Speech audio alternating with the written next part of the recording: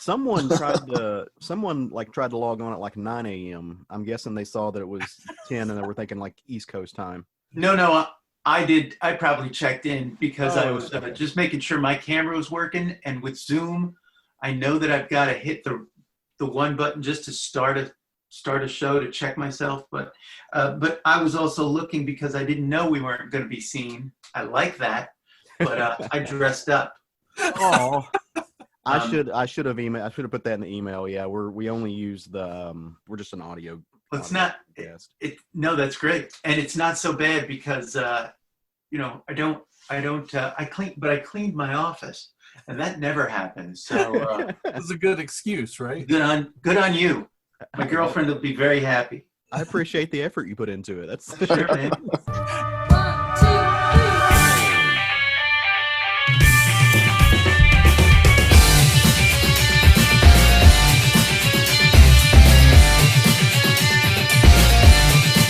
I just worry because I know, like, even when I'm recording with stuff, sometimes I want to say something, but I'm scared of stepping over somebody or like doing the whole word jumbo. And I need to be more cognizant of leaving a little bit of space because I can always edit it out later. I just don't.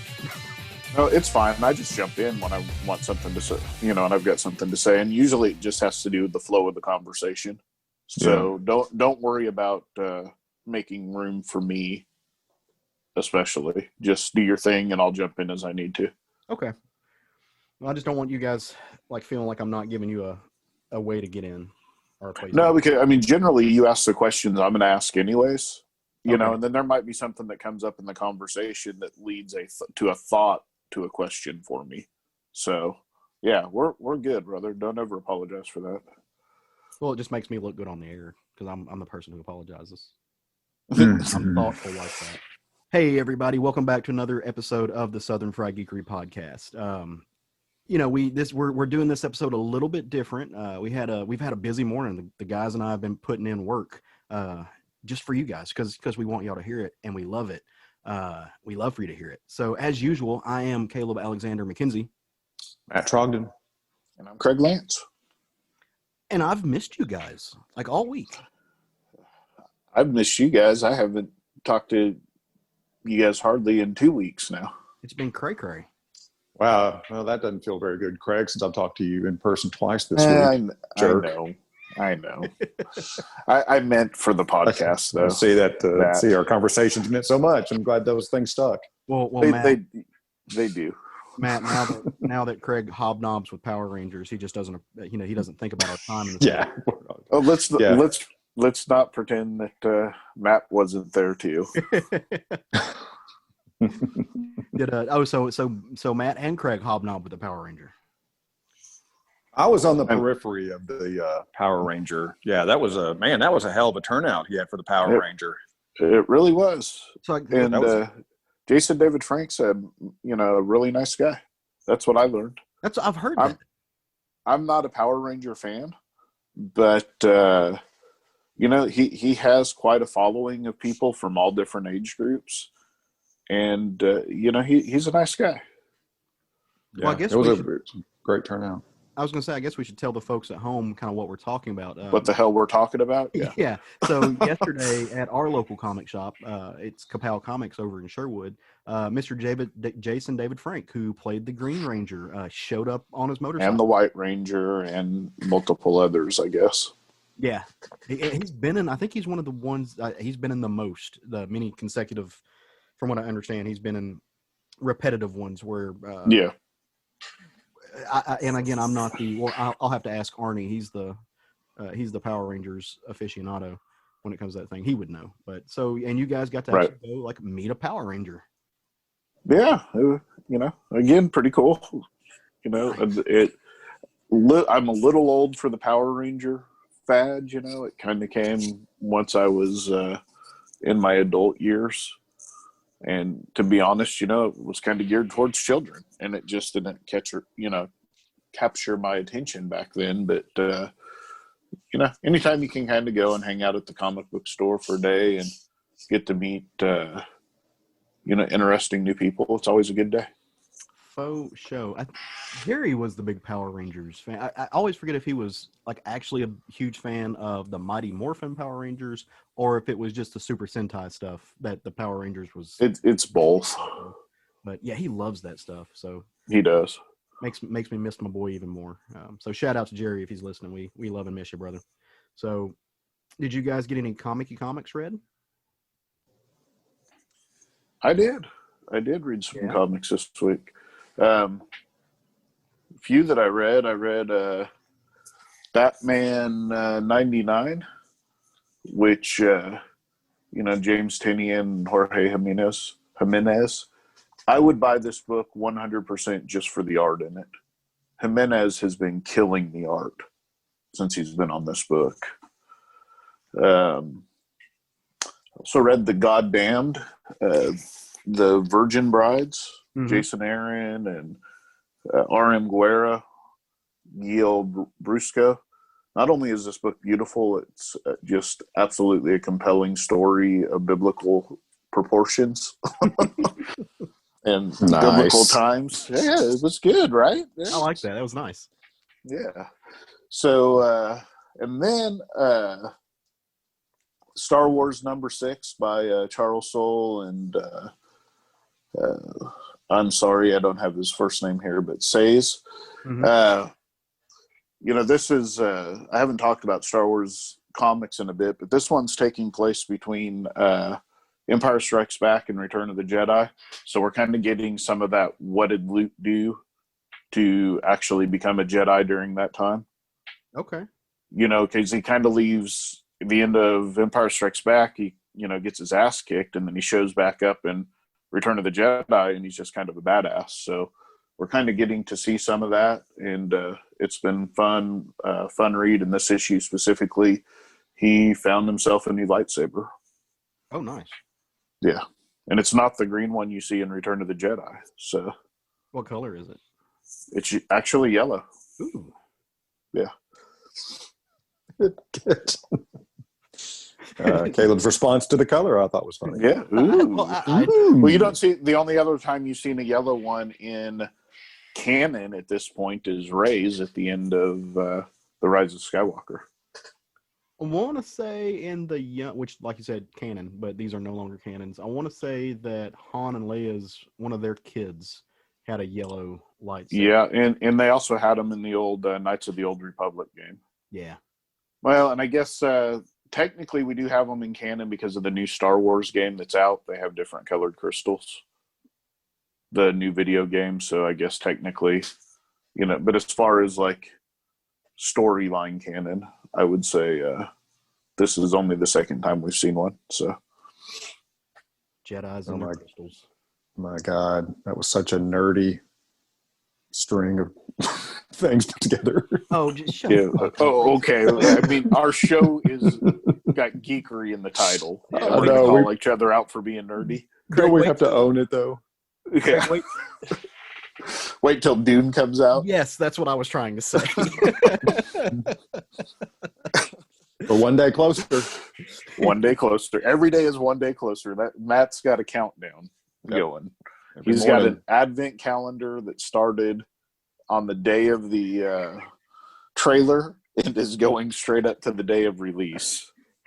Matt, I got to hear what is on the Dune advent calendar. What does that consist of? The Dune advent calendar is all mental. It's just it's all mental. Nothing is put down on paper. Nothing is used electronically, just like they do in Frank Herbert's Dune. These are all done. These are mental documentations that you make. Well, all right. Well, the spice must flow. So, did you read any good comics this week? I did. Some. What? Gosh. What I missed? Oh, I'm just laughing at Caleb's his segues. The standouts. I read the Juggernaut, the Marvel Juggernaut book that came out this week. Mm-hmm. This is the one by Fabian. I cannot say this guy's name. Fabian, Ron Garney, and Matt Milla. This was really good. It's all on the last page. Have y'all read this? I hadn't gotten to it yet. I did not even pick this one up. Man, the last page, it's all in the last page. I'll just say, wow, you didn't pick this one up, Craig. Wow, okay. You're going to want to pick it up. I didn't realize it wasn't in my stack, so I'll grab it this week when I'm up at the store. Maestro, I read Maestro #2, the Peter David, Germán Peralta book. Still, I mean, I'm just as interested finishing up #2 as I was #1. So I'm really interested to see where this is going. And then the other standout is from Marvel, of obviously X-Men X of Swords, part 1 of 22. Preach. This is a big book. Preach. Did y'all read this yet? Yes, sir. Man. The only thing I didn't get to this week was my X book, so.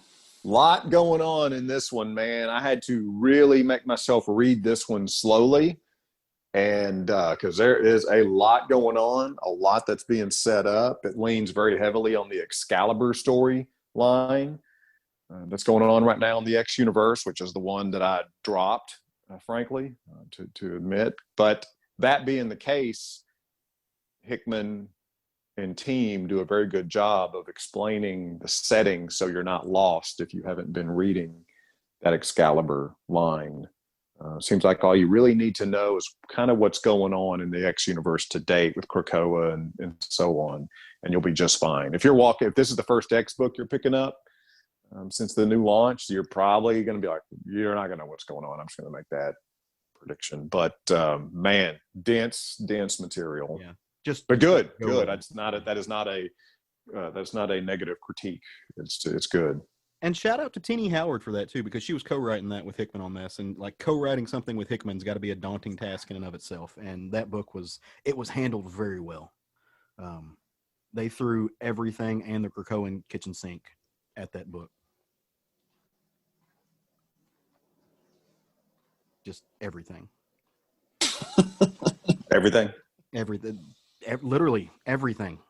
They made new things to throw. I can't wait to read it so I can see all these things they threw. Just tons and tons. How many pages was that book, Matt? Because that was I don't know. 60. I mean, it felt like every one of it. Yeah, 60. I felt every one of them. It took me. I mean, I picked the book up 4 times to actually finish it because, again, I was just making myself read it slowly, And then when I'd start to feel myself kind of tuning out a little bit or getting top, like I'm going to put this down and pick it back up so I can stay tuned into this book 100%. Mm-hmm. Same. I was reading it while I was smoking a brisket, so passed the time along. So I grabbed a few books. When you said you were reading it while you were smoking, I thought you were going to go someplace completely different than brisket with that. No, I would not recommend you smoke anything while you read this book because you are not going to follow. This book is not made for tripping. All right, so I grabbed a few books this week that are of note to throw out there before we get into this big old shindig we call the Southern Fried Geekery podcast. There's a book that came out from Aftershock Comics. We've been a big fan of Aftershock, but here lately it doesn't seem like we've said a whole lot about Aftershock. There hasn't been a whole lot come out that's really grabbed me personally. But there's a new book called Miles to Go. It's by P. Craig Russell, Stephen Molnar, and Thomas Maurer. Really cool. So it's kind of one of those retired, extremely dangerous books where, the new spies are taking out the old spies and the old spies aren't ready to go yet. And they've trained people that no one knows about. It was fun. I can see kind of a roadmap to where they're going without it just being incredibly forecasted. So I appreciate it. And the art was fantastic. Another book that came out this past week is the 3rd issue of Sabrina the Teenage Witch. I keep falling in love with the series. Kelly Thompson's crushing it. Veronica and Andy Fish look amazing. Jack Morelli's doing God's work. I dug the show that was Sabrina, and this has got strong vibes from that. The art's just really kinetic. It's extremely kinetic, and it pulls me in every time. And it's familiar. You know what Sabrina is. It's very, witchy, but also high school drama. So if you go in that with the caveat of that's what you're getting, it's really well done and really fun. And then 3rd on my list, but certainly not 3rd in my heart, is the new issue of Wicked Things, number 5 by John Allen, Matt Sarin, and company. I love John Allen, or John Allison, excuse me. I just can't get enough of what he writes. This book is I think I've told you guys about it before. It takes a young woman who gets in a little bit of trouble, but she's also very snarky, very much a detective. And she is essentially like she's a pretend detective, but when she gets in trouble with the law, the FBI basically offers her, you help or you go to prison, and she decides to help. If you read Crowded, I know we spoke about Crowded before on the show. It's got some of that same like young snarky vibe to it. And if you're familiar with John Allison's work, then it's gonna feel right at home. So it was great. So good reading all around, which I read while I smoked my brisket yesterday, which was entertaining to watch meat burn. That ended up really well. So I'm bragging about my brisket. That's the first time I've felt good about myself since I started law school. So law school takes you to the dark places. And 2020 being semi a shithole. But none of those books are the book that we are going to talk about for our roundtable, right? Like that's not what we're here for. We all got together and decided, there is at least one area of Marvel that we all agree on wholeheartedly that has been amazing, that is top shelf, that's absolutely what we need and what we want. And that's been the Immortal Hulk. Well, this past week, praise be to the comic gods, a one-shot came out that plays off of that. And we couldn't pass it by. I mean, I think it was just like unilateral. There was no question it was going to be this book. And that is none other than the Immortal She-Hulk from Marvel Comics, written by Al Ewing, drawn, my favorite part of it, drawn by Jon Davis-Hunt, and Marcio Menyz writing this book. I dug the ever-loving hell out of this book. I couldn't get enough of it. I thought it was great. I wish this was an ongoing series, but it also fits in nicely into not only into the Immortal Hulk, but it fits in really well into the big Marvel line in general. You've got some X-Men in here, you've got some Avengers in here, and you've obviously got some Hulk in here, and this finds its place on equal footing to give you a little bit of a sense of what's going on in all those worlds, even if you're not reading those titles. So I'm curious what you guys thought about this. Oh, I loved it, of course. Yes, sir.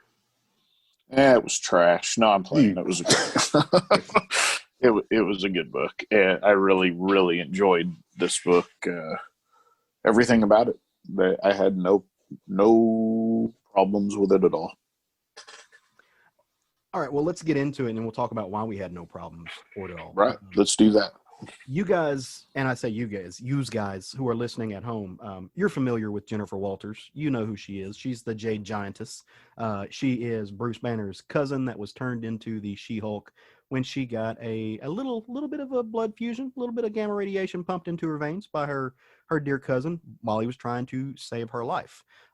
That's the creation of that character. She literally came into being, and her reason for being, at least in the comics, is because she about died. She's got a storied and a little bit of a difficult history with the idea of death, and that's what Al Ewing is kind of exploring here, especially in the light of the fact that it spins off of a title called Immortal Hulk. It's about immortality, and it's kind of a description of what the Marvel Universe's thoughts on immortality are. And of course, all of this is happening while over in the X-Men, immortality has its own kind of new state of being, where it's not that people can't die, it's that what makes them who they are can't be died. They can be reborn. So their bodies aren't immortal in that sense, but their spirit is. And even in the Avengers, you've got an actual god whose lifetime spans at least the time of existence for the Earth, for Midgard. What is immortality for him? You know that eventually the Asgardians can pass away, but their lifespan is so long that, at least for humans, life in the universe, the way that Marvel displays it, they're immortal. They might as well be, because they're going to live several existences, so to speak. And that's what he's really, really exploring here. In the past couple of years, Jen has had a run of bad luck. She's died at least twice in the last 5 years, and 3 times, maybe 4 times over her entire existence. And one part because of comics just being comics where nobody's allowed to die except for like 2 people. And one part because she is a Hulk. She's been brought back. She has been pulled from the depths of death and thrown back into the melee that is the Marvel Universe. And as you might imagine, and has been explored with other characters who came back from the dead, it weighs heavy on her psyche. It weighs heavy on her soul. She doesn't really know what it says about her or how to wrap her mind around it.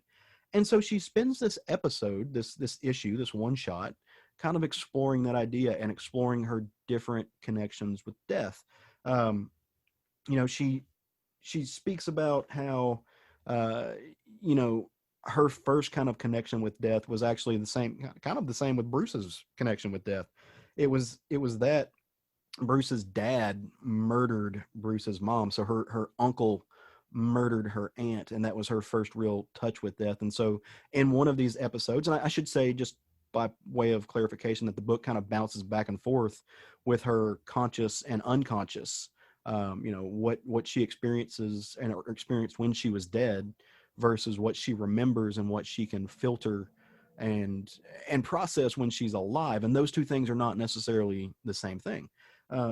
She deals with going to hell and discussing things with Samuel Stearns at the end of the book, who has shown up recently in Immortal Hulk, and she discusses things with her uncle. And there's a connection there, if you've been reading Immortal Hulk, that link the two, that are in a really, really interesting way.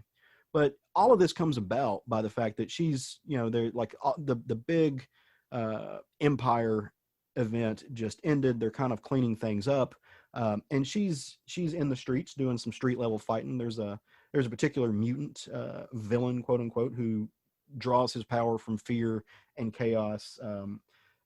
I have not looked it up. I don't know that I've ever seen this villain before, but I'm assuming he's been around a little bit. I don't think this is particularly a new character, but it was interesting. It was cool. And so she's trying to stop him, and they're going back and forth. He's really powered up because of all the fear and chaos and destruction that stems out of the Coati attack on Earth. But just when it seems like he's going to get the upper hand, he just kind of stops, and his eyes roll in the back of his head, and a little bit of blood spurts out his back. And as he falls down, behind him, because he's actually drawn to be short and squat in stature like he's supposed to be, is Wolverine, who deflated our buddy Tantrum, the big bad guy, for a little bit by just putting 3 little knives in his back and dropping him. But don't worry, because like I said, Tantrum and the X-Men have this new relationship with Resurrection on Krakoa, and so he's going to take him back and bring him back to life just to face punishment, which is its own special brand of hell. It's also weird in this sense now that Wolverine's not technically a murderer anymore. That's a side story. It's neat watching him. Only when it's mutants. Well, but under mutant law, they're not allowed to kill people. Yes, that's correct. Yeah, so he can only kill mutants, and so I can just imagine he's like going on a murder spree without any tether to any kind of conscience decision anyway, because he can just bring them back. Wolverine doesn't go on murder sprees. Wolverine wins fights in lethal passion when necessary. Carry on. Wins fights with lethal passion when necessary. I'm going to use that in a court case someday. That's no, Your Honor. No. This was not murder. This was winning. Is what this was. But since he's there, they might as well have a conversation, right? Like Wolverine, back from the dead multiple times. Most recently, he was actually brought back from the dead was in Charles Soule's run, or the miniseries he did, The Death of Wolverine, where he got like dipped in adamantium, became a statue. It was a whole big ordeal. Not really worth going back and reading, in my opinion. But you can just take that small synopsis we gave you and run with it and know everything you kind of need to know. But he's back now, and so Jen's like, hey, I need to have a conversation with you, but I can't do it as the Hulk. Because when I'm the Hulk, I struggle with sentences, and it's not because I'm dumb. It's just because there's so much things going on and radiation happening. I can't get words out. So she turns back into Jen, and she looks at Wolverine. She's like, yeah, can we go talk about this? I need some advice, which you know that you're really and forgive my French, you're really fucked if you have to turn to Wolverine for life advice. Like that's like you're in a hard rock and a hard spot. If that's the option. I disagree. I Oh, think yeah. Wolverine would be very interesting to talk to with a wealth of knowledge. Okay, interesting to talk to does not mean that he. No. There are a lot of people who are interesting to talk to that you, in the midst of talking to them, you should not just ask them how to handle life situations. Yeah, I'm going to go with Caleb on this one, Matt. I would follow a lot of Wolverine's advice. Thank you. So I'm gonna dissent this. It explains so much about Matt. Right? But so they go to the bar that Wolverine has been frequenting. I think they got introduced and we learned about it over in a solo title, which has been really surprisingly fun, by the way. But they go to this bar, sit down, and they're talking about it. And she's kind of telling them, just like, look, Civil War II, I got exploded by a missile that was meant to kill Thanos, and I died. And when that happened, I was in the hospital teetering back and forth as they were trying to save me. And all I remember is Tony Stark just being an asshole. Like he was mad because of information that was not given or because it wasn't running through him. And it was a total ego trip. And all of this is happening at my bedside where he's getting mad at Carol. And she's carrying a burden from that. And while she was dead, she struggled with going through this balance in her mind of what it's for and what it's worth and who her friends are and what they're actually doing to the world. And then it goes to this in-between space where she's actually inside the hellscape that we saw in the kind of the opening arcs of Immortal Hulk, where she's backing back and forth and bouncing back and forth. And she's talking to her uncle, who is a deranged personality, who has kind of been the maestro behind a lot of the Immortal Hulk. And then the book goes from there. It bounces back to now, and it's actually Jen, assumedly inside Avengers Mansion, or not Avengers Mansion, I guess Avengers Mountain, now that they're in a giant robot. She's working out, she's lifting weights, and Thor walks by. And, well, I mean, first off, her and Thor have been knocking boots for a little bit, so, that's a whole lot of muscle sex that's happening. And so she's just like, hey, you want to come, and I'm going to use air quotes, but you want to come work out. And she actually means workout, which I think catches Thor by surprise. But as they're sitting there, pumping some iron, lifting some weights, she's asking Thor, the god of thunder, who is arguably immortal, what it's like to be immortal or to not be able to die. And he's just like, well, that's not actually the case. That's just kind of, it's all about perception, right? It's all about where you're at in life and in the world. And for you, it does seem like I'm immortal because I will live, hundreds, if not thousands of human lifespans. But for me, it's just an average thing. My father lived a long time and I've battled, and in recent history in Marvel, I've gone up against other beings who were thought to be immortal, beings like Galactus. And, spoilers, Thor saw Galactus die, this immortal thing. He didn't see him die. He killed him. Yeah, he caused him to die. Yeah, Matt. What happened there? He killed him, right? Okay, carry on. He won a fight through passionate. Shit, I should have wrote that phrase down. He put a hammer in his chest, into Galactus's chest, essentially what he did. And so they talk about this kind of different perspective on death and coming back to life. And then they go on to really talk about how she just died in the most recent event, where she was tricked by this group of creatures who you should go read Empire to learn more about, but that acted as if they were allies, they were friends, and really used her body as a Trojan horse because of in essence, the immortality of her being. They planted a Coati seed in her and turned her into a monster, and what was existing while her body didn't die, what made her died. And so it's this going back and forth, Jen, from the conversation with Wolverine of, hey, don't worry about the body because you're still you, your friends still know you're existent in the way you are. That's immortality, so fuck it, don't worry about it. To dealing with the fact that immortality is just a myth anyway, and that it doesn't make sense, and we all have to die sometime, to this idea that no, it's okay because your body is still alive, and don't worry too much about the fact that your mind, your soul, what made you die for a little bit, and kind of the trauma that goes through that. But where the book really, really goes strong for me in this point is this last brief interlude with Death, where she is in the hell beneath the hell that apparently Hulks go to, or people who have gamma radiation go to. The place where Samuel Stearns, the leader, who is one of probably my second favorite Hulk villain, where he's been kind of masterminding everything that's been happening in Mortal Hulk and really causing one hell of a chaos storm in the life of the Hulk and Bruce Banner and everybody, this kind of gamma family. And he just drops some truth, like he drops some truth on her from his perspective, who also somebody who isn't dying, who sees the inability to die as a mechanism for revenge. But he does something. He sends her back through the green door, back to quote unquote life, but he erases her memory, but there's still enough of it there. There's something there that is linked onto her and really affected her psyche that she just can't let go of. And now that she's dealing with all of these three different concepts of death, and all of these people saying, hey, death is not finality, or it's so final that you shouldn't worry about it.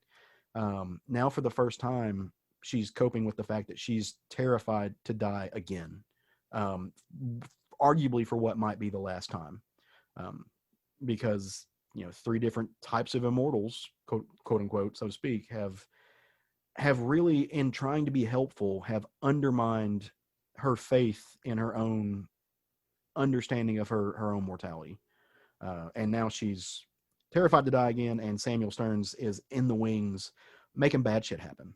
And that's where the book kind of ends. It's with the three deaths of Jen Walters. I thought this book was well told and extremely well drawn. Yeah, I mean, I loved it. I love the tie-ins to, it's not just the Hulk that's immortal. Mm-hmm. It's all of the gamma radiated beings in the Marvel universe apparently have the same ability to come back, presumably, from what we've been seeing. And I love that tie into it. I would have really loved to seen what Joe Bennett could do with this book, just because I have loved his work on Immortal Hulk, but it was really well drawn. I'm not complaining about the art at all. Yeah, I thought the art didn't miss a step. I really like the art, and Yeah. I love Joe Bennett's work, but I really like this work as equally well. I was going to say, we get Joe Bennett. Fortunately, we're blessed in that we do get him on the Hulk, because I get what you're saying. Because I have those moments where, like, I'm reading an X-Men book, or I'm reading any kind of book. It can be from whatever publisher, whatever, that has a kind of a universal line. And I'm reading a book over here that maybe is street level, and I see the work, and then I read another book, and I'm like, oh man, it's cosmic. I would have loved to have seen what this guy would have done over there. But at least in this sense, like, we know what Joe Bennett would do with She-Hulk, and we know what Joe Bennett would do with like the Hulk world. And so I wasn't missing it that much. I love Jon Davis-Hunt. Like, he was the most recent I saw him, he teamed up with Warren Ellis to kind of do the Storm. Was it Stormwatch or Authority that they tried to reboot not too long ago? Stormwatch. Yeah. Mm-hmm. Sorry, I had my brain shut off, and that's what he was on there. And really, that was the first time I remember seeing him, and I haven't seen him since. And I'm heartbroken we only got 24 issues of that. And then they kind of backed off everything, because I was hoping we were going to get an Authority book. But I dig his style. He kind of has this almost Stokoe-esque look to him. It's hard to draw a one-to-one comparison to the type of art that is. He uses texture really well, but not in like the Raphael grandpa kind of way. But yeah, it's gorgeous, and to see the detail that he put into the landscapes the hellscapes. His fucking leader is terrifying. I mean, just grotesque. And it tickled all my fancies. Yeah, no, I really dug the art in this book. I wouldn't have asked for anybody else to do it. That was excellent. There's almost a kinship though, and I don't think I ever made this connection.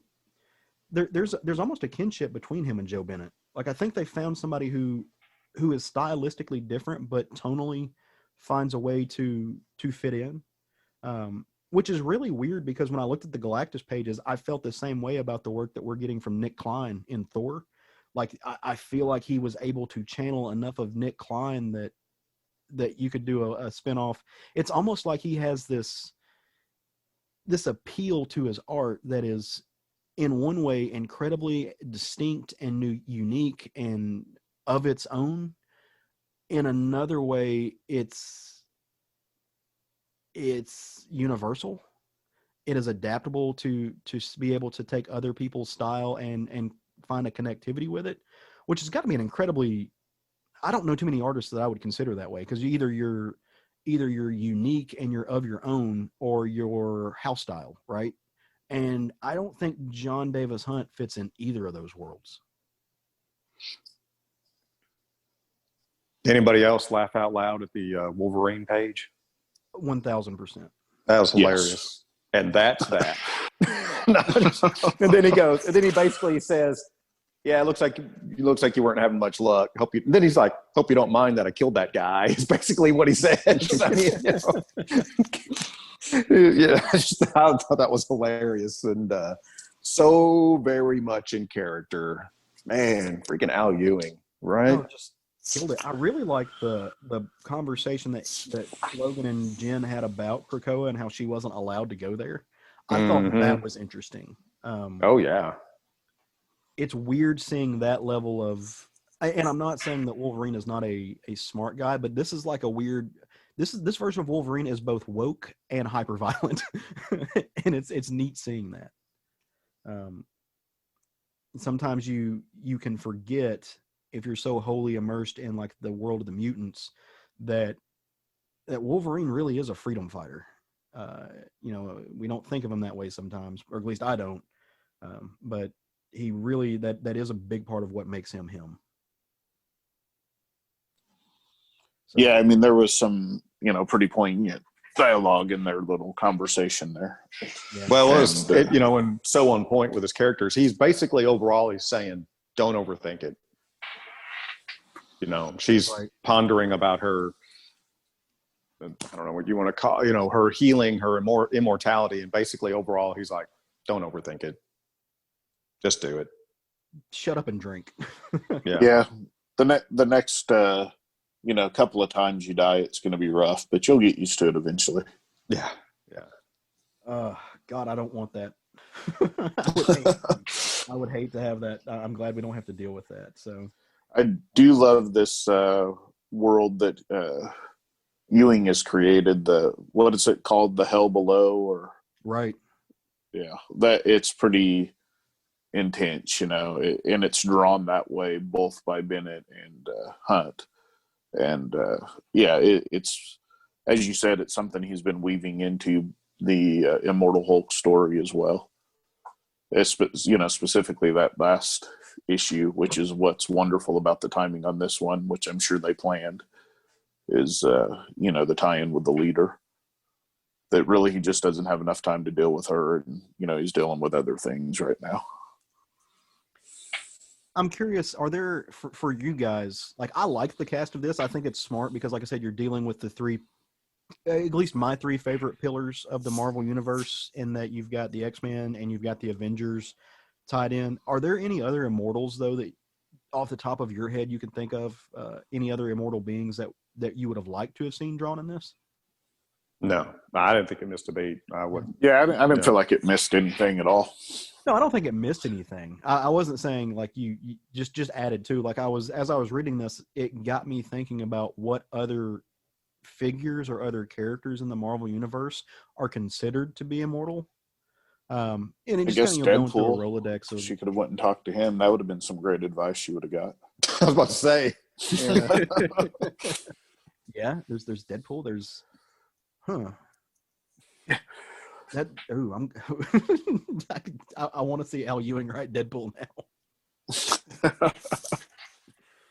But Yeah, I mean, I didn't feel like it was like there was anybody else that she would naturally go to.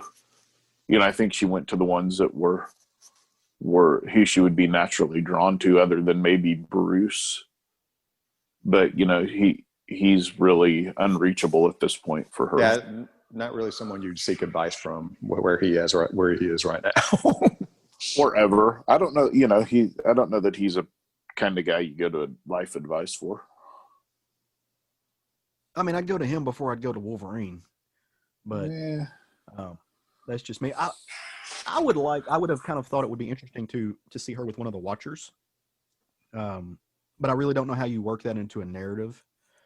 Aren't the Watchers no longer in existence? Well, Uatu's dead. The main one. Are all of them dead, or was it just him? Well, as far as I know, I mean the Watcher is now Nick Fury, right? Yeah, he's the man on the wall. Yeah.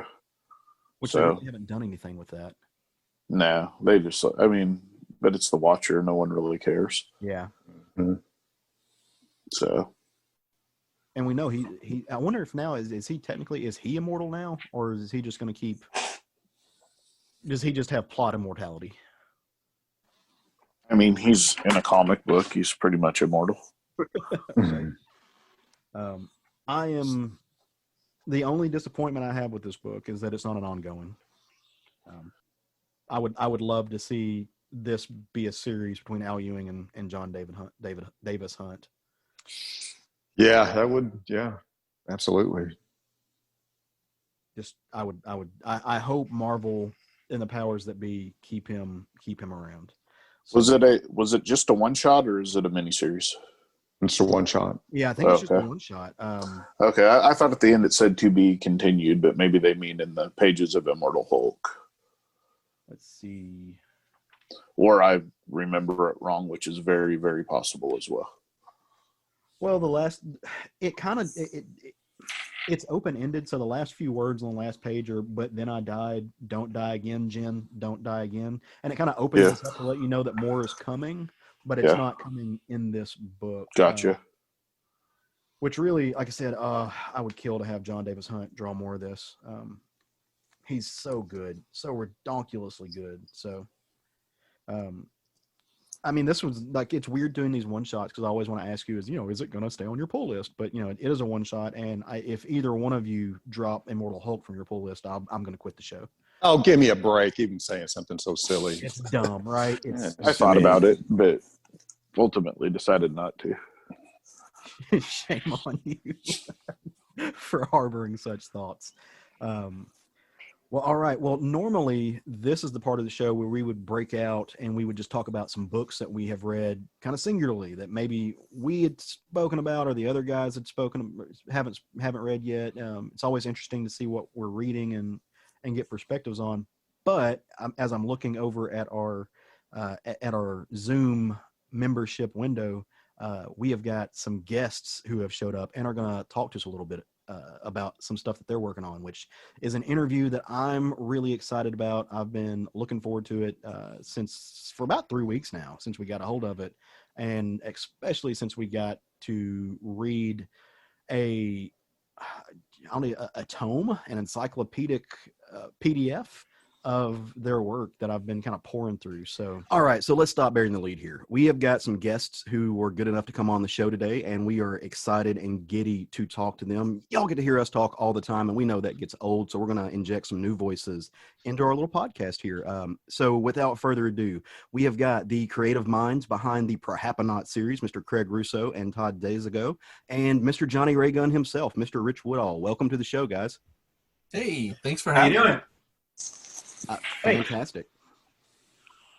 So I guess we're all doing great. How are y'all doing?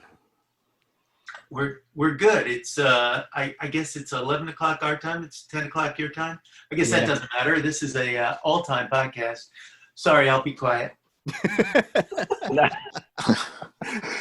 No, it's good. It tells people, our mindset, because we're never really awake when we start recording these things. Well, as I was just saying before we started this, my girlfriend and I just got a puppy. So my brain and my clock and everything is just off. He's got to sleep in different hours and doing all kinds of things. Plus, we're trying to shuffle him in with a couple of cats. So the whole thing is just a mess. What kind of puppy did you guys get? He's a corgi. Nice. We were desperate to try to adopt a rescue, to find one. But when Corona hit, at least in our area, man, the shelters just got wiped out. Everything got adopted. It was great to see and hear, but then suddenly we were kind of looking at each other like, well, what do we want to do? And so we went through an adoption agency. And we found this cute little guy, and we're trying to whip him into shape. Well, congratulations. Yeah, no, I had several friends who did that same thing. As soon as they realized they were going to be locked down and nobody was going outside, they're like, you know what? Perfect time to housebreak a pet. It is. It really is. Out. Weird silver lining. And I think we're all kind of just grasping for silver lining right now. Exactly. Absolutely. Glad to hear you guys have a new family member. So I mentioned it just a second ago. You and Craig, you and Todd you're the minds behind the Perhapanauts, which you guys were kind enough to send us over a little goodie bag full of awesome PDFs for us to pour through. Read through a bunch of it. I absolutely adored it. Had a great time with it. Kind of has this a little bit of a Next Wave meets Alpha Flight feel, with a little bit of the BPRD thrown in the mix just for fun. I dug it a lot. So why don't you guys just tell us a little bit about, number one, what it is, where it came from, and how you two linked up to be the creative minds behind this? Craig. All right, you got this, Todd.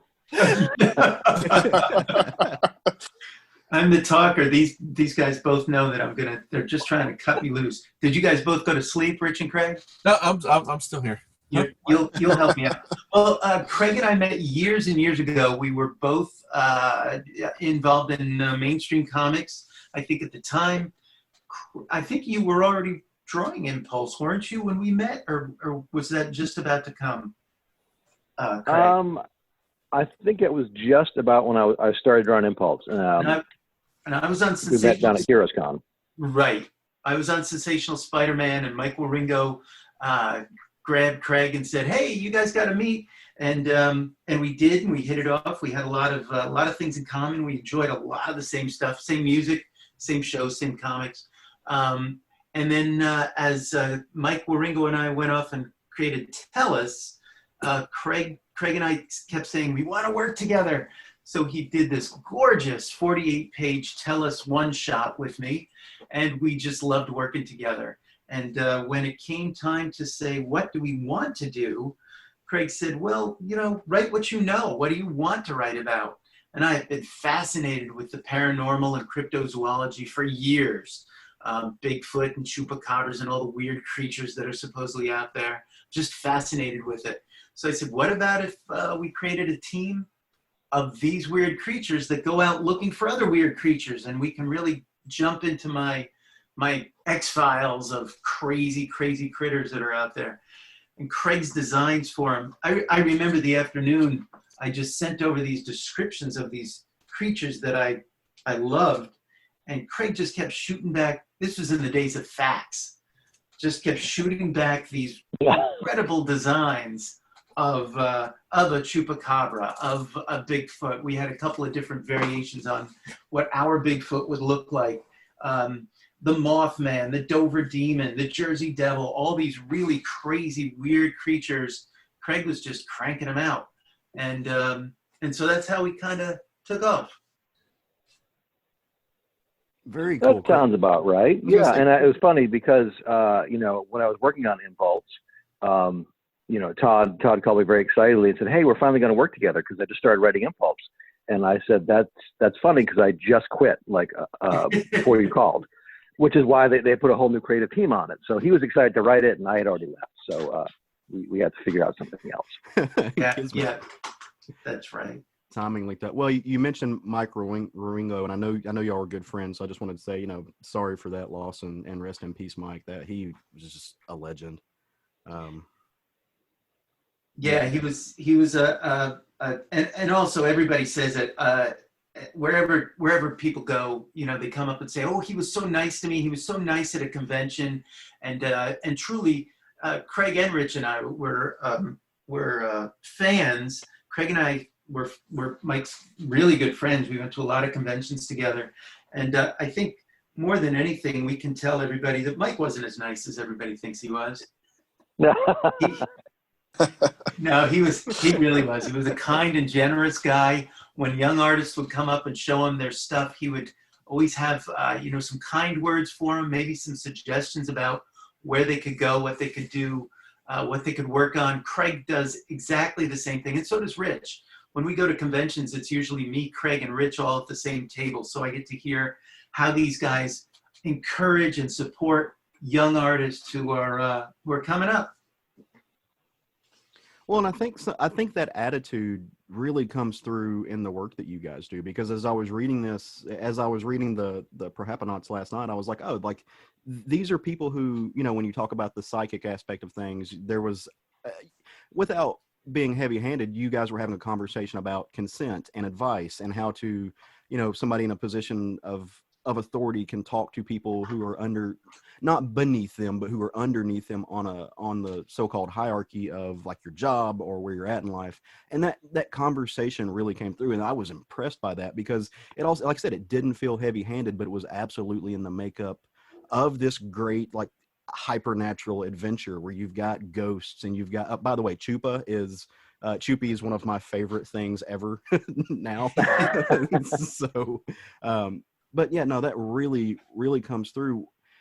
So I know you guys were bouncing these ideas back off of you, but so as far as the plot goes in this ongoing thread, what was that conversation like? How did you guys lay it out? Especially because, like I said, you were in mainstream comics, you were doing other things, and you're trying to figure things out. Where did that thread come from? Did you bounce that back and forth? I think. Yeah, there was. Go ahead. I was going to say there's definitely a what did we like in comics growing up? What did we read? What were we reading then? What excited us? What TV shows did we like? And we loved the X-Files, and we liked it was funny because it's Todd will keep saying it's the X-Files, by the way, of the Simpsons, where you've got a family of a dysfunctional family but a loving family, and then you've got the weird cryptozoology, and you've got this mythology we're building up, and we're trying to do smaller stories and bigger stories. And it started in one direction, and then as it kept going, Todd kept saying, well, what about this? Or, oh, but this could tie into this. And it became a much bigger tapestry that we were able to tie it all together, surprisingly enough.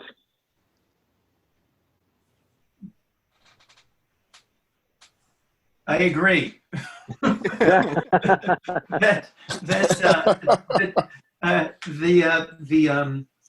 As Craig was saying, that as things kind of grew, they grew organically. I think he and I would have conversations all the time about our kids. The cast was our family. We love them. They are our children.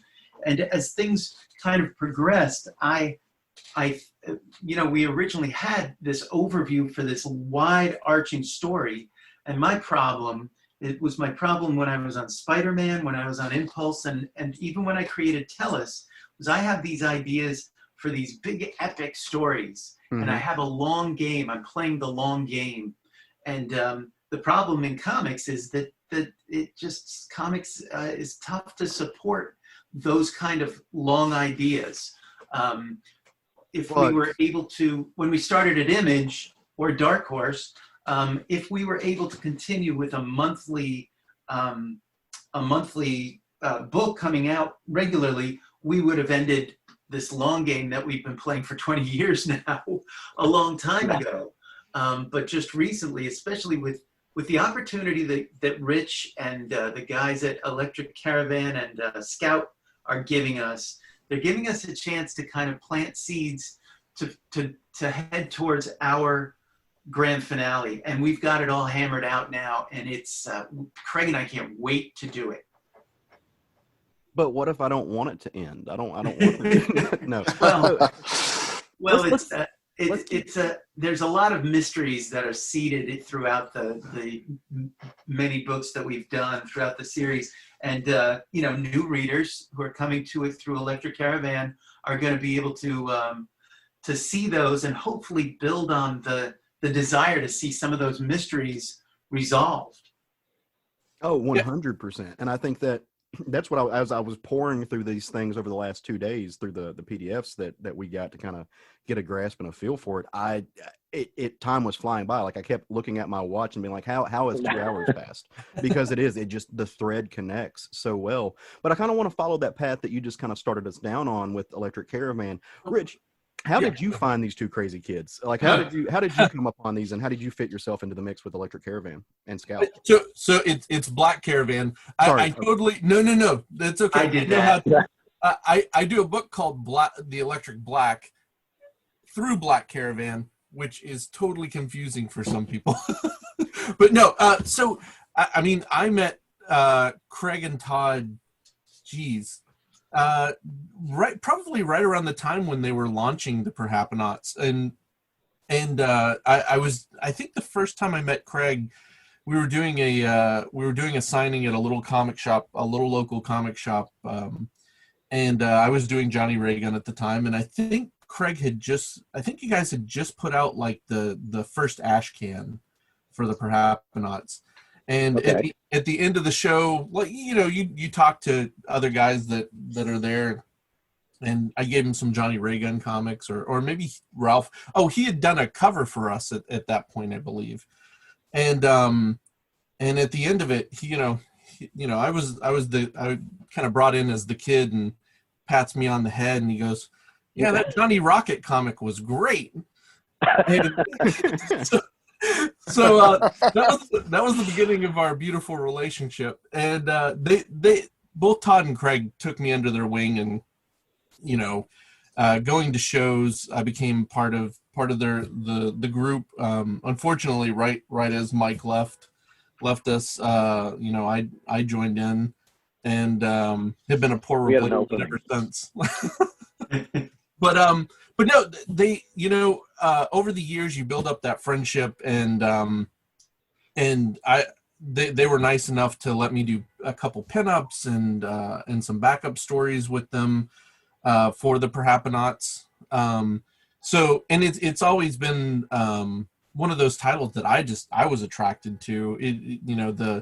The cryptids and that kind of X-Files-y kind of thing was always attractive to me.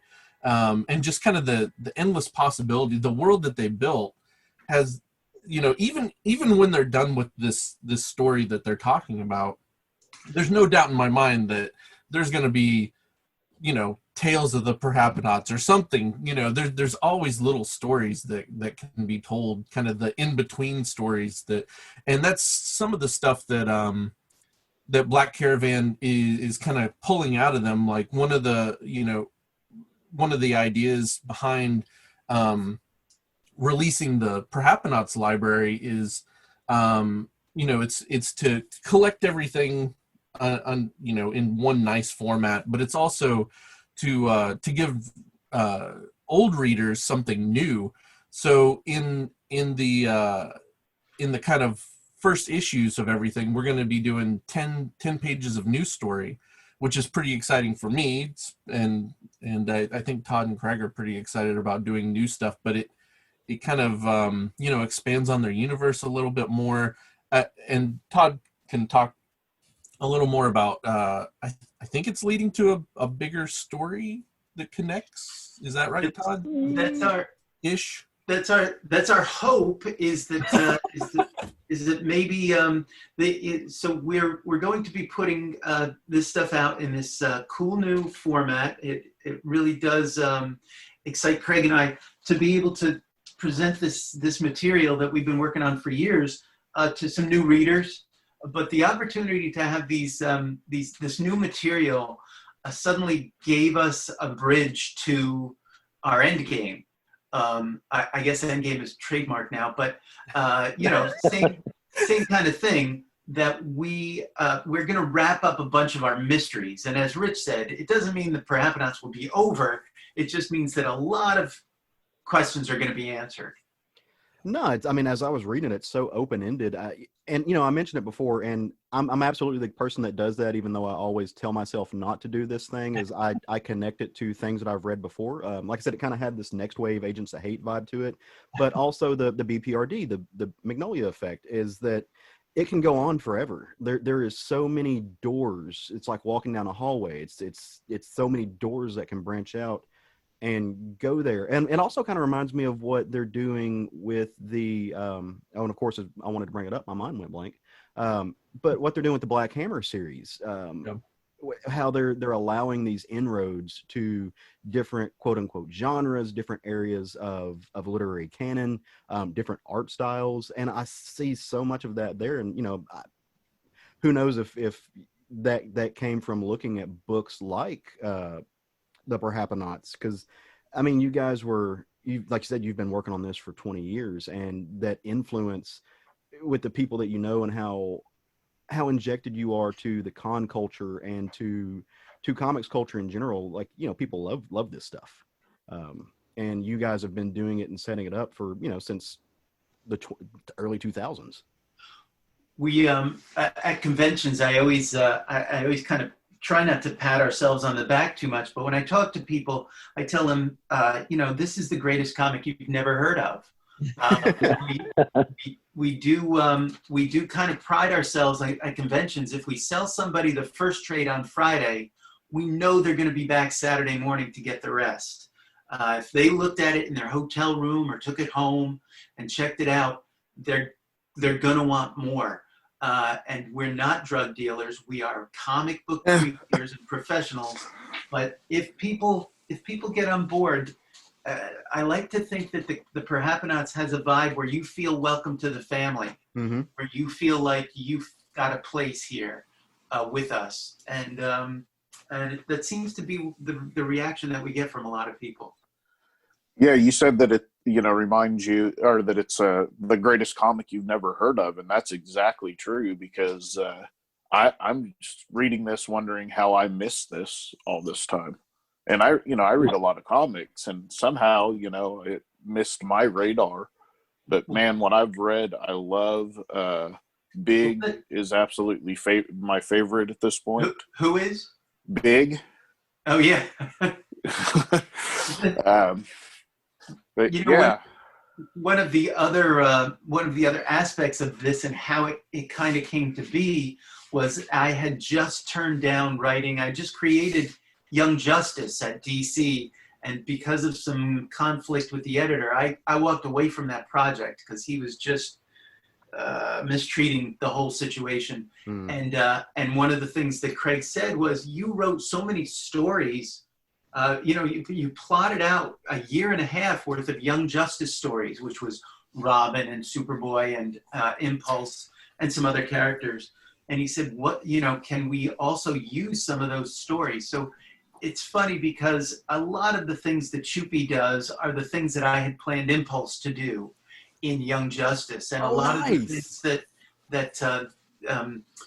that Molly, our ghost, goes through are things that I had planned for Secret, who Peter David and Todd Knock turned into a very different character than what I had originally talked about. But, I created her, so she was out there, and they took her their own way, which is fine. But yeah, a lot of what I had been thinking about doing with Young Justice went into this. And when you mentioned Big, we had a character in there too. I'm not going to name who it was, but who's going to be the big brains. He's a little bit like the Beast also. He's this big, strong, hairy guy, but he's also holds many doctorates and pretty brilliant.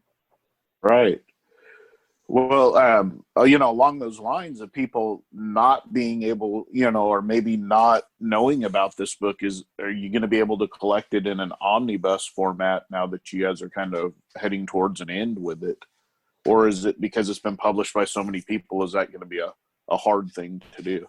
Well, no. So the idea for Black Caravan is to go back and, like I said, republish everything that's been published, with the new content, and you know, Joe and I at Black Caravan are really trying to push the limits of things at Scout. Like we're starting to do toys now, and we're doing holiday cards soon, and there's all these places that, you know, they didn't want to do magazines at first. Joe and I did a magazine for Electric Black, and now they're doing several magazines. So hardcovers are kind of one of those things that are in our on our wish list to get done at Scout, and we're hoping that you know, by the time you know, Todd and Craig tell this story, that maybe we can get a nice big thick omnibus.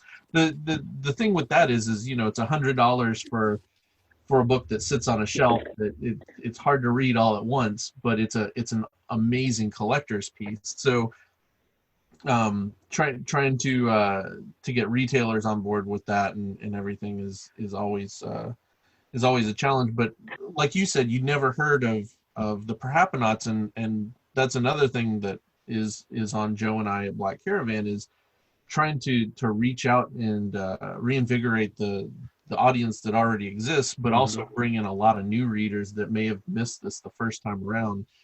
You know, when you're a Dark Horse or Image, you end up being one page in previews, and if you're lucky, you get mentioned on a social media post or something. And Joe and I are trying to we're trying to keep our Black Caravan titles pretty tight, and not get too many of them, so we can really focus on each one and kind of give it the proper you know, look at it, so everybody can feel like they've got something special, because we're trying not to sign anything that we don't believe in. Right. And the Perhapanauts is one of those things that, you know, like I said, I've known these guys forever, and I know how much passion they have behind it, and like they said, we all sit together at conventions, and when, like Todd said, if somebody comes up on Friday and picks up a book, they come back, and you know, it's super easy to grab readers with this once they know about it. Well, it's got to be hard from a publishing standpoint, because I think what we're talking about is the fact that comics readers aren't monolithic. I mean, we our own little different tribes. I mean, you have people who are the quote unquote weekend warriors of comics, where they might grab a trade every once in a while. You've got the people who are at every cons. You've got the people who want the, like, you know, to borrow a phrase from Jason Wood, the shelf porn that they want locked into their stuff. And then you've got the new readers who don't even necessarily need the ephemera. They don't even need the actual content in their hands. They grew up, you know, they were born after the iPad came out, and that's how they are just kind of used to consuming media. How do you bridge those worlds? Because I think that's one thing that the comics as a publishing entity, and I mean, I'm talking everything from the direct market and the big two to Scholastic, which is arguably the biggest comic publisher and the most successful comic publisher out there right now. I think a lot of people just kind of think of comics as just like one niche entity. How, as a publisher, do you think about branching out into places that comics aren't, where you think they would thrive?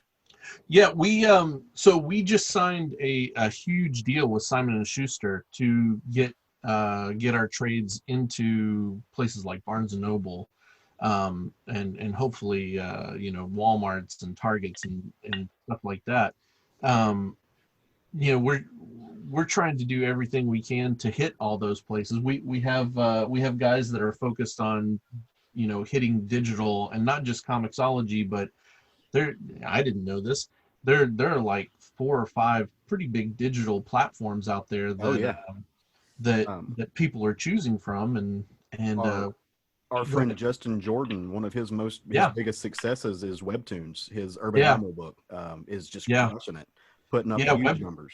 Webtoons is such a it's one of those things. It's got that, like you said, there's these niche audiences, and that's something that we haven't tapped into, but it is something that Scout is looking into right now, trying to figure out what we can do to you know, latch onto that success a little bit. And honestly, the guys at Scout have been amazing in the energy that they're bringing, and kind of, nothing is poo-pooed away. It's, it's full steam ahead, and we're trying to branch out as much as we can, knowing that there are all these different audiences, and kind of trying to push the envelope as to how we reach those audiences. We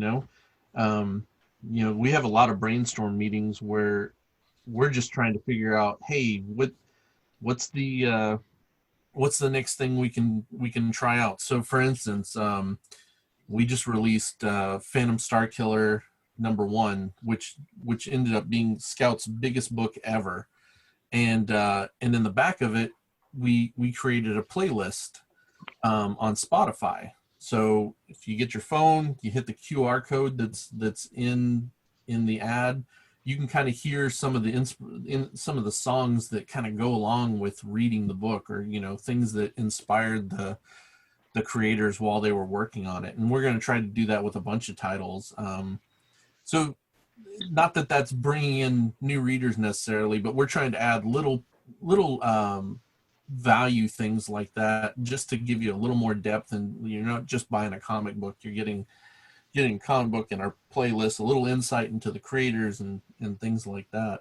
For sure. Yeah. It personalizes it, right? So you've got this, comics is kind of this unique microcosm of pop culture where, we as fans, and that's all, those of us who are on the show is we're just fans. We're folks who love comics, but like I've got direct access to the people that make these things via Twitter, via whatever, where even on those same platforms, I don't have direct access to Stephen King, right, or to Alice DuVernay or any of these other great film connectors, but comics creators are in this really cool spot to where you actually can get to know them. I mean, I'm, 1 degree of separation from several folks who are kicking, big DC titles. I'm sitting here at my house right now talking to the people who made Young Justice. Yeah. That's how close you can get. And it is neat because you can do these things, and you can feel a kinship with people who are creating these by the types of music. I mean, it's all personalized. Which is fantastic. And I don't know of any other medium that can really do that.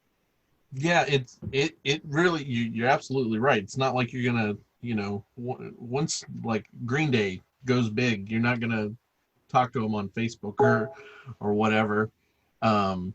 Yeah, so it's kind of cool. And Todd, Craig, and I are also huge fans of the medium itself, and of a bunch of different creators. We still fanboy out a little bit when we're talking to these guys too.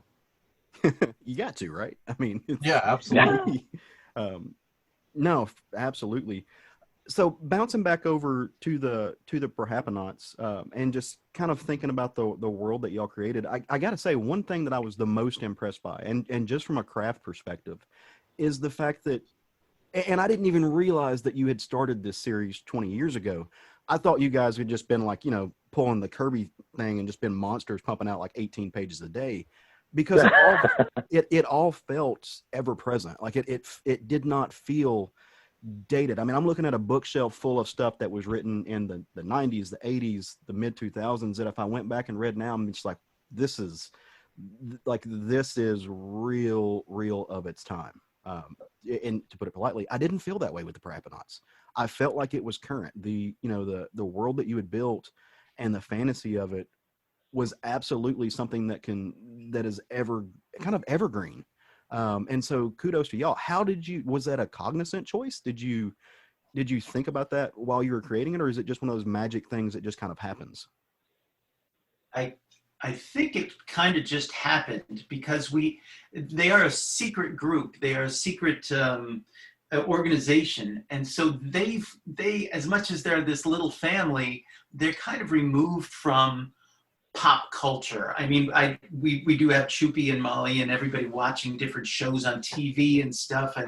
And that always turns into being something that dates a comic book. I know that when I read back over my Spider-Mans, I was dropping all kinds of pop culture references, and even some of them I looked at and went, what was I talking about? What that was a show, that show was popular then? I don't even remember it now. But but with the Perhapanauts, they're their own little unit. And so I think that just naturally occurred. But thank you very much for the kind words. You know, everything you're saying, you're someone who just discovered this. And I really hope it kind of gets out there that this would be a fun little rabbit hole to go down if you got a couple weekends. I'm saying this to anyone listening. You know, if you're looking for something new and something that's going to kind of embrace, that you can embrace, the Perhapanauts have been waiting for you for a while. It really has, and like I said, as somebody who is kind of new to this, and still kind of on the same theme that I was just talking about, you go back and read some of the 90s comics, the mid-2000s comics, our culture, the world we live in, largely because of the internet, but it's changed so much since then. The values and the things that we quote unquote allow or don't allow as a society has changed. And every once in a while you read these older books, and even if they were from people who were fairly liberal minded, that's capital L liberal, that you still read things that are kind of like, oh, that's kind of cringe. You know, the same thing if you go and listen to Marilyn Manson albums. You know, he was at the forefront of being very off to the wings, and then now you listen to his stuff and you're like, oh, maybe don't say that, buddy. But this book doesn't have those moments. And I was really struck, as somebody who does think about these things, the fact that you were having this conversation about like consent to a point, or to these other conversations that we see really well presented now. I mean, the book is diverse. There's a broad swath of characters, and yeah, I don't see that when I read other books. I don't know if folks just weren't thinking about it, or maybe because some of the books that I have read from that era are from a larger publisher, and editorial gets involved, and they're thinking about what sells and what doesn't. Was that on your minds at all, or is that just one of those things that just kind of happened? I keep wanting Craig to talk, and he doesn't, and I don't know how to make him do it. If I could see him, if he could see my face, he would know that it's his turn to talk.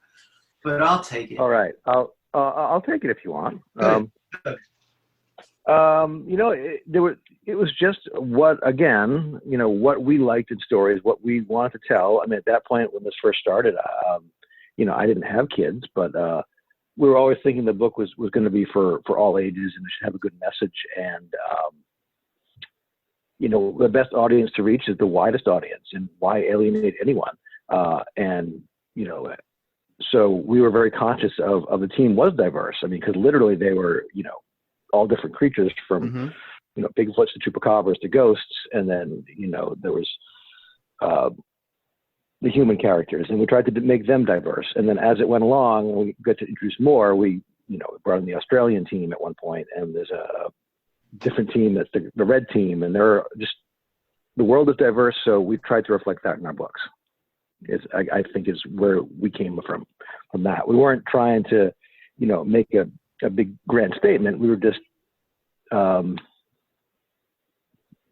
what we thought was right. Trying to include, right, trying to be inclusive also. You know, the idea that this team might have counterparts in other continents gave us a chance to tell some wider stories. And in doing that, Craig and I would talk about, well, maybe this person is from Japan. Maybe this person is from Australia. Maybe this person is from the Philippines. It really kind of did give us a chance to spread out. And in doing that, you think about, how do those people communicate? How do they talk to each other? How do they respect each other? And Caleb, you've used the word consent a few times. And that, I think that also comes from, we were thinking about the agency that we might want to work with or for. Is, do you have a mission statement in your company? This sounds, I kind of did HR before I got into comics, so maybe it comes from that a little bit. I worked with mentally challenged kids, and you really have to think about how you're presenting any ideas to people who are challenged in the way that they perceive things. Autistic children and people with Asperger's, you need to present things in a certain way that will be non-threatening and kind. So I do think there's an underlying kindness to the secret organization Bedlam, the Bureau of Extra-Dimensional Liabilities and Management. I think there's kindness, and there is respect, and there is all the things we would like to have in any job we want, and we will never get. Well, and it's so funny just because even in that kindness and respect is there, and that also, I think a lot of people hear those phrases and they're like, oh, well, that just means you're softening the comic and there's no action in it. I mean, all of those things are happening while they're cutting a Minotaur in half, essentially a Minotaur in half with a portal. And so like, yeah. I want to throw that in there because and they legitimately feel bad about it. And that's what I love about this book and about the work just throughout, is that there is action, there is a bad guy, and these are individuals who are fighting, quote unquote, the bad guy. There is we all like, we don't read Spider-Man for the thought bubbles. We like to see Spider-Man punch the lizard or Craven. There is that element there, but there's also that I guess since I'm talking about Spider-Man, throwing that same thread in there, Spider-Man is there to save people. He does he tries to save Otto Octavius while he's beating the hell out of Doc Ock.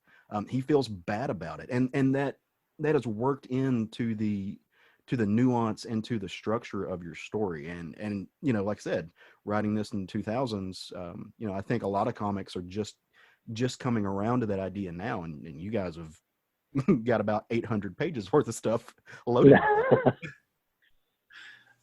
Well, again, thank you very much. That's very high praise. We really appreciate it. So I've got one more question before we kind of wrap this up and let you guys go, but I want to give the other guys, I feel like I've been hogging all your time and attention, which I kind of do on this podcast, and I'm sorry to my co-hosts. No, man. I mean, if we interject as we need to, you're good. Okay. Well, then you guys are both working in indie comics for better, I guess. Is that an apt descriptive? Is that what you consider yourself, indie creators now? Sure. With the things we've Craig and I do the Perhapanauts. I did Tellus with Mike Waringo. Mm-hmm. Craig and Rich do a beautiful book called Kyra, Alien Jungle Queen. Alien Jungle Queen. Sorry, boys. I'm sitting right here looking at the cover and I can't get the words out. Kyra, Alien Jungle Girl is a beautiful book that everybody should pick up. They do a fantastic job, and Craig gave me a copy of the new one the other day, and I started reading it, and I'm sorry, you guys, I fell asleep, but it's because of the puppy. But I'd read it all before anyway. It's gorgeous. But yes, what we're doing, I guess everybody would consider indie because it's not the big two. It's not, we could go back through Image or Dark Horse or IDW or whoever, but we're really creating it with the idea that we get to call the shots and we don't have an editor who says, oh, you can't do that. Right. Yeah. Well, that was kind of where I was going to go is to what's the biggest difference been since you left that kind of the quote unquote corporate structure of comics? Because like you said, it's not just the big two. IDW has the same thing. Dark Horse, Aftershock, they all kind of have the same thing. And at least with Image, Image kind of just says, hey, bring me a finished product. I don't care what you do, how you get there. Just, if you want to play ball, just bring me the ball. Right. But how has that been? How has that experience been? What are, obviously I want to hear about the pros, but what are the cons from it as well? What's that been like? Because you guys are people who have worked in both. I mean, you've got these, you wrote Spider-Man. You guys invented Impulse. I mean, you invented these monolithic people. Not monolithic, that's the wrong word, as I'm using wrong words. You these well-known figures that people know of, but you also are dipping down into the grinding work of being comics creators who aren't attached to these logos that sometimes the logo is what sells the work, not the work selling the logo. Well, I'll pose that to Craig. Craig, what do you think from an artist standpoint? Have you encountered any pushback when working for the big companies that that you feel unfettered when we're working on our own stuff? Well, I mean, yeah, with an editor, you know, kind of over your shoulder. A lot of times at this point, they're very hands off with when I send in work at Dark Horse. I'm working on a project with them right now, and they might have some notes like, "Oh, you just might want to fix this or that." And sometimes when Todd and I are working, we don't have that. You know, I might draw something and look at it later and go, "Oh crap! I wish someone would have told me to." You know, I should have left more room for a word balloon, or the pacing is a little bit off here. And sometimes, you know, that's the pro of having an editor. But you know, we also don't have someone saying, like Todd said, well, you know, we're telling the story here, but you need to stop it for an issue and a half because we're having a worldwide event where massive things are going to happen in a different book, and you have to play along to get to that point. So, you know, every decision we make is, you know, right or wrong, is ours. We get to say, you know, our book is going to end here, or our story will continue past the point where, you know, an editor might say, "Ooh, that's, you know, too much or not enough." Or so we rely on our own best judgment. And now we have Rich kind of in our ear, you know, pointing things out every now and then, which is nice. But it really is a different, you know, there's a freedom to create your own book, an indie book, that you do it and you hope people like it because you're doing it, not because it's got a bat on it or a spider on it or an X on it. And people are buying those up because they that's what they do. You know, you're a fan of the X-Men, you buy the X-Men book. It doesn't matter who's doing it. Whereas the Perhapanauts, you're a fan of probably Todd and me, and then you become a fan of the book. So I think it's a different mindset. Yeah. So, just from a writer standpoint, obviously the writer is usually the one most in contact with the editor during the process. I know some artists who never talk to their editors; they just would have to send stuff in. But when I would talk with an editor, especially at Marvel, and especially on Spider-Man, I was writing one or sometimes two, sometimes three, sometimes four of the 4 books that were coming out a month. And there were certain protections that the editor had to have in place for the character or the storyline or whatever was going on. So there was a lot of involvement and a lot of, it was creative talk, but there were sometimes restrictions. And even the editor would sometimes roll their eyes and say, "Oh, we've got to do another, and we're doing another event, we're doing another crossover, we're doing another," and they would get in the way and mess with the rhythm of your book. But ultimately, I didn't really have a lot of people kind of riding shotgun on me when I was working on Impulse or whatever. But with our own books, as Craig said, you kind of look back sometimes and go, "Oh, maybe I should have done this," and you are the only person you can blame. As I was saying, one of the things that's been a problem is when Craig and I first started Dark Horse, we were anticipating being able to do basically a monthly book, or at least a group of mini-series that we could continue the story and get the rhythm going.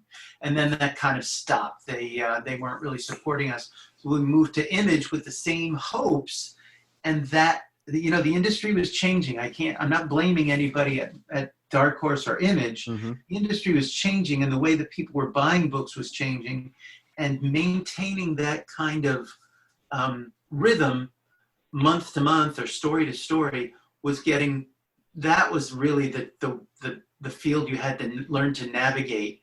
I don't know if we ever did, but now that Black Caravan is putting it together, I think that people who are coming to it now will be able to feel that build, and will be able to build that momentum towards, like I said, our end game, which, not patting myself on the back, it is spectacular. Well, all right. Well, I cannot wait. And I know the other guys are sitting here thinking the same thing, is that, I don't want to. I do have one question. Oh, okay. I'm sorry, Craig. Yeah. No, you're good. The world we live in today is kind of a binge world. And as we're coming to the end game, are the trades available to purchase as of now? Can you get them from your local comic book shop for the previous? Funny you mentioned that. All the books that we had done through Image and Dark Horse, and now we actually self-published one as well through Kickstarter, which was an experience in itself. They are all out of print, really. I mean, we've got our copies out in the wild. But what our hope is that, Scout will start, we have this first issue, this first nonstop coming out, I think in October or November, I'm not sure when it is. But that leads into, it's kind of like a teaser for the first trade, which is collecting the first series we did at Dark Horse. And then, every few months we'll put out a new trade. So it'll be kind of a rapid succession of new trades coming out, collecting the old material, slightly reformatted, and maybe just adding a bit of dialogue here to kind of make the point a little clearer where we're tying it together, or something that we didn't notice before said, oh, that makes perfect sense if the character just says this here. So we're not, trying to, George Lucas it to the point where it's a whole different book, but we're trying to really point out that as you go through all these trades at Scout, we'll have, the original miniseries, maybe a little bit here, a little bit there, and a new story in every trade. So every trade will have a new 10-page story that they do kind of connect as we go along, and then they do connect to the end game. So as we're putting these out on a regular basis through Scout, we'll be working on the next book as well. So, you could pick up the ones, you probably find them anywhere at this point, like on eBay or comic shops, but the new and improved ones will be coming out regularly through Scout, if that makes sense. Well, do we have a forecast for that? I mean, are there planned dates? What kind of time frame are you guys looking for? From what I understand from Rich was saying is the first nonstop issue of the First Blood series. That's the first new 10-page story we've done, reprinting some old stuff. That's already been solicited in previews, and then solicited the new trade. I want to say that's like December or January is the first trade will be coming out, and then every I think 3 months we'll put out a new trade. So it'll be a pretty rapid succession of books that will be a steady stream, but not overwhelming people from, oh my God, I have to buy a new trade every month, because that adds up as well. Fantastic. I believe the first nonstop, Craig, is out in November, and the first trade is out in January.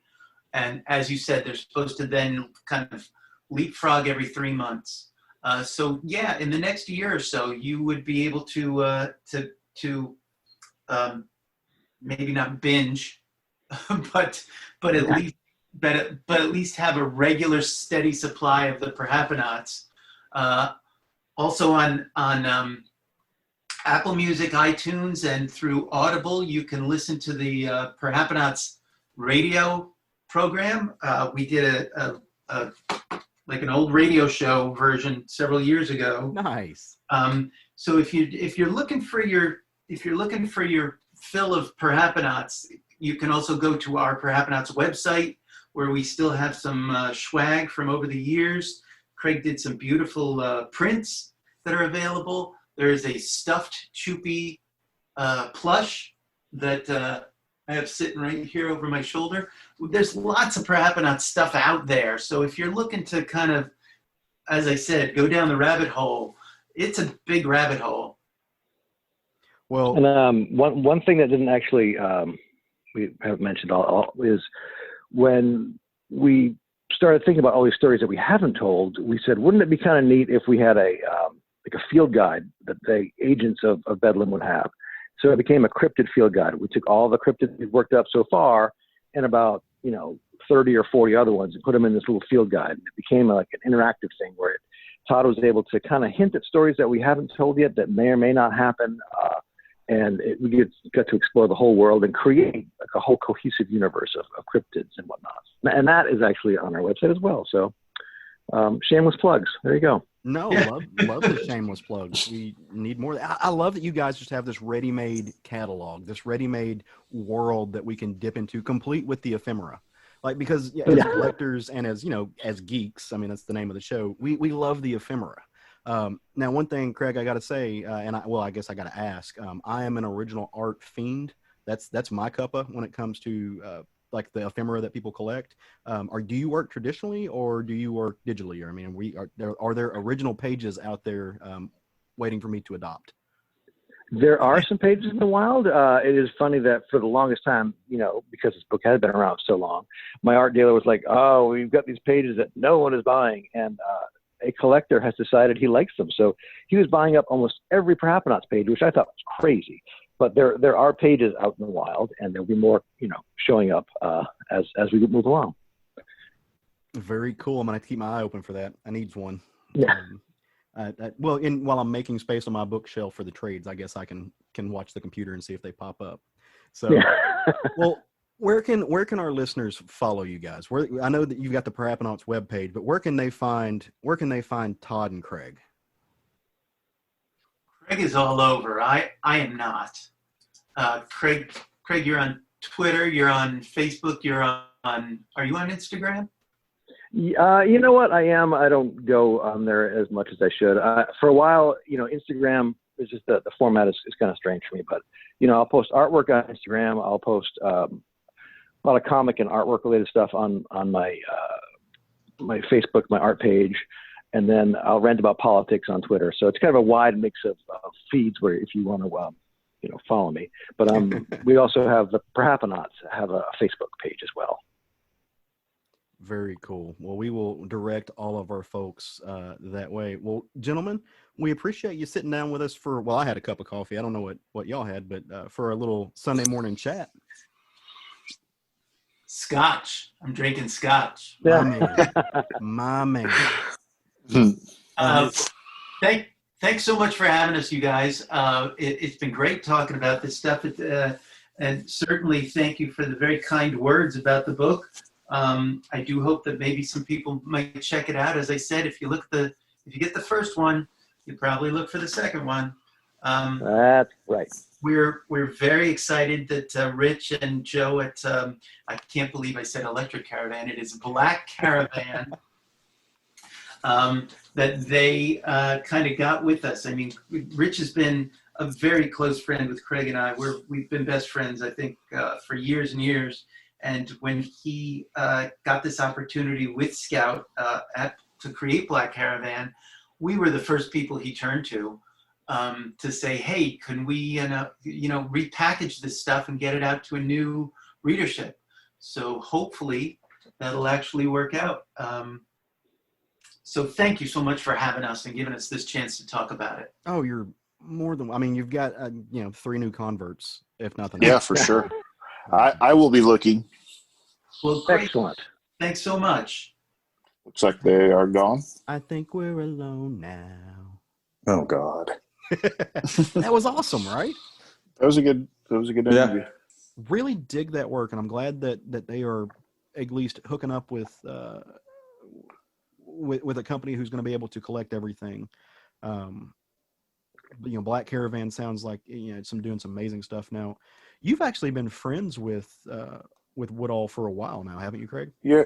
Rich is from Clarksville originally, here in Central Arkansas. Yeah, he now lives in Connecticut, I believe. He lives on the East Coast, New Hampshire. but but he was born and raised here in Central Arkansas. And my brother-in-law goes to church with his father. Okay. And actually ordered a piece of OA from him for me, a Spider-Man that he drew for me. And that's how I got to know Rich. I've seen it. Yeah. I wish Rich could have stuck around longer because I would love to have asked him, we got into the conversation about OA there. I would love to have asked him about, Johnny Ray Gun OA or other. Well, you know what's really great his Kickstarter just shipped, which had the Johnny Ray Gun and Savage Dragon team up, mm-hmm. and the Sergeant Werewolf book. So we're going to probably have Rich on here again before too long, where we're interviewing him about his work. So nice. Yeah.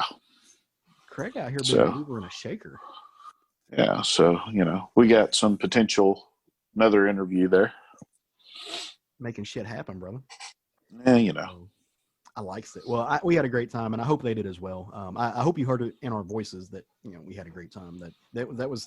It's always fun with those interviews because we really don't know where we're going to take them. Right? We don't know where they're going to go. They just kind of lead themselves, which sometimes can be it can be bumpy. But this didn't feel that way at all. I had a great time doing it.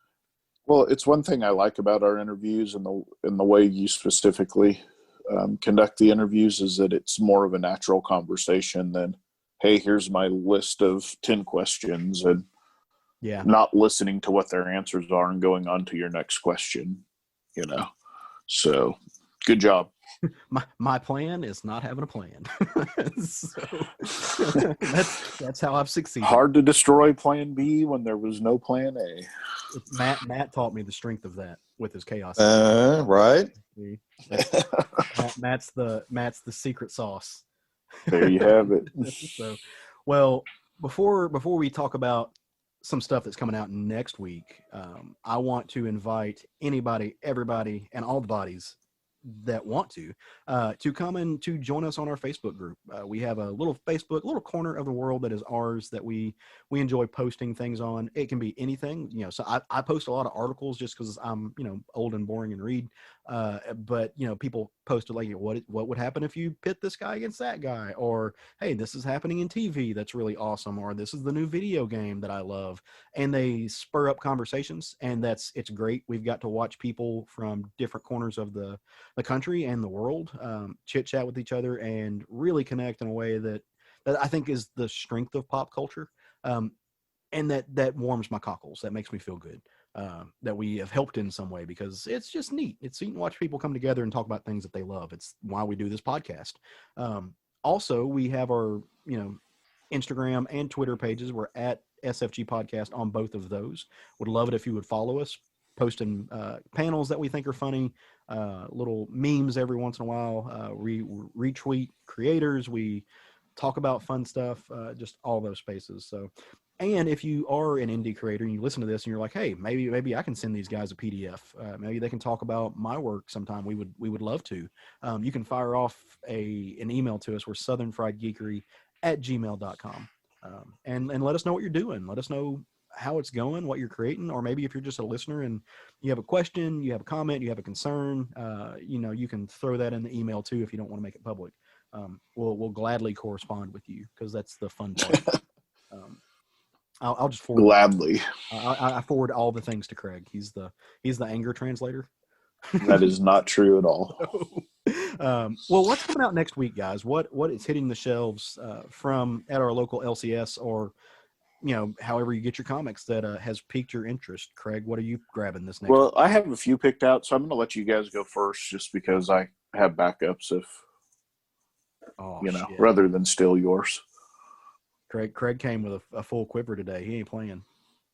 So, Matt, you want to go, or you want me to go? Sure. I'm interested in this Image comic, new #1 from James Tinian IV and Martin Simmons, The Department of Truth. Yeah. This is essentially apparently about a man who is obsessed with conspiracy theories and has been all his life, and suddenly discovers that they're all true. So this is about a crazy person. So I'm interested. Yep. Matt saying this is about a crazy person is kind of my favorite thing. I've heard really good things about this book. It's catching a lot of hype. The book I'm going to steer folks towards this next week, mainly because it's about my favorite character at DC. And I'm excited about it to see what happens with it. And it's got some, one of, in my opinion, not so humble as it be's, a legend in comics. And that is Miss Louise Simonson is attached to this. And it's Wonder Woman 1984. It's got Louise Simonson attached to it. Steve Pugh's on it. Marguerite Sauvage is hooked up to it. Nicholas Scott's doing work on it. Steve Pugh, Brett Blevins, just a ton of heavy hitters are helping write this book. And so just the synopsis of it is, in the tales that tie up the upcoming Warner Brothers movie Wonder Woman 1984, When a failed burglary attempt causes a hostage situation at the Smithsonian Museum of Natural History, Diana Prince is forced to leave her teenage tour group behind so that Wonder Woman can save the day. I normally don't buy into movie tie-ins. I normally don't care. I think they're great, and I think sometimes they're underutilized to get people who might go to a superhero movie to go buy a comic. I don't necessarily know how that works. It certainly hasn't worked historically.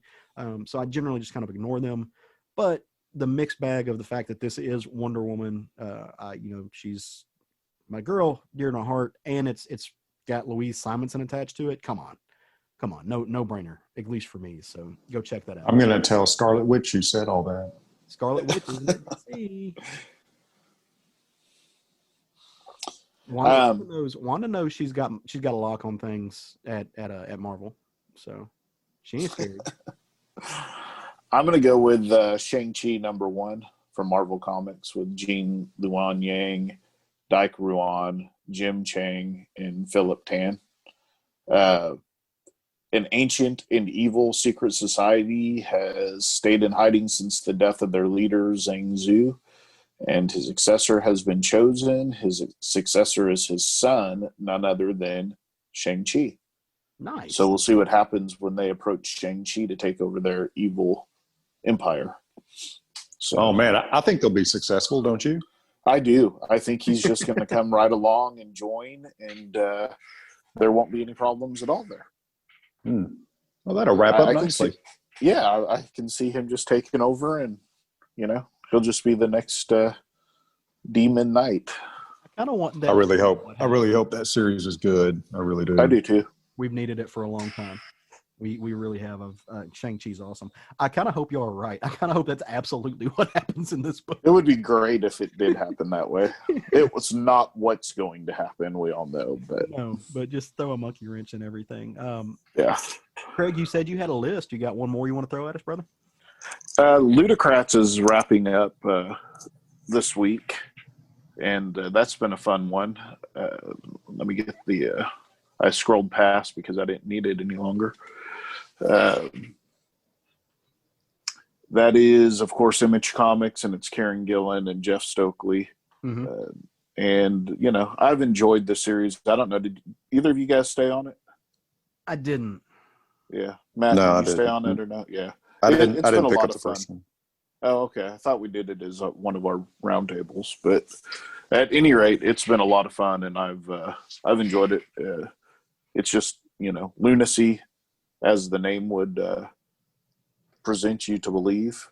And if you like Scotty Young stuff, you would definitely like this book. So that's where I remember this from. Okay, yeah, because you'd made the connection to Scotty, and I'd looked up some of that art. Okay, yeah, sure. And Kieran Gillen's he's a strong writer. Oh yeah, very. Yeah, I love Kieran Gillen's, specifically his independent stuff. Oh yeah, that's. I have a photo of me shaking hands with him with Justin Jordan photobombing us in the back, doing metal hands. Good dude. So, well, guys, we got anything else? We shot our bolt. I don't know what you just said, but I've got nothing else. You've never heard the phrase, did we shoot our bolt? Is that something I just no, but I can understand what it means. So, yes, I've got nothing else. All right. Well, hearing no objections, we're going to call this meeting of the Southern Fried Geekery Council closed. I've had a great time. It's been great to hear you all. We hope everybody out there is staying safe. We hope you have a great week. Go check out the fine folks out that we talked about. Go see them. Check out everybody. Craig Rosseau and Todd are doing some amazing work. Rich Woodall has got some really great happenings going on. Support Black Caravan. And if you can get a hold of it, strongly recommend you devour the Perhapanauts, because it really is the hotness. We don't just throw out stuff. We wouldn't say it if it wasn't true. Really, really dug it. So without further ado, go forth and love some comics. Woo. That was the world's quietest woo. Damn. Woo! I think we just need to record the woo and put it in there. But see, that would put you like let you off the hook. Right? I like having you. Man, freaking Craig's lobbying for a canned woo. Think about what would Jerry do a canned woo? No. Oh, speaking of it, so I'm guessing. So Craig, did you? Of course you did. Of course you went back and listened to the entire episode that you missed out on. I have not finished it yet. No. He's not. Well, Notice he said he's not finished it. He didn't say whether or not he started. I did start it. I have not finished it as of yet. Because I had to do the woo, and I put Oh, yeah? my own. I put my own artistic spin on it. I'm not doing some Craig impersonation. Well, I'm doing a Jerry impersonation, so you would be impersonating Craig, impersonating Jerry. Man, I did not. I do not do that. But, Would you do a boo instead of a woo? well, I think you need to put the work in, don't you, Caleb? Look, I'm not in this battle. Pacifist. I'm not doing a canned woo though.